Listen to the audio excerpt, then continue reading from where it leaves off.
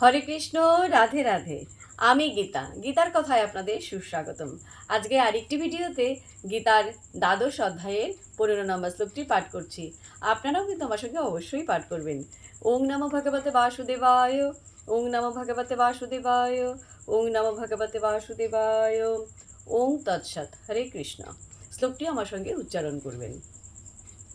যস্মাৎ ন উদ্বিজতে লোকাৎ ন উদ্বিজতে চ যঃ হর্ষ অমর্ষ ভয় উদ্বেগৈ মুক্ত যঃ স চ মে প্রিয়।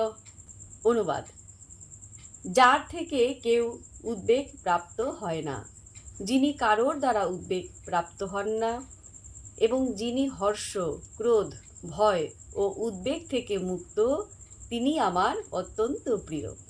তো ভক্তগণ, এমনি করে প্রতিদিন একটি করে গীতা শ্লোক পাঠ করুন আর এই দুর্লভ মানব জন্মকে ধন্য করুন।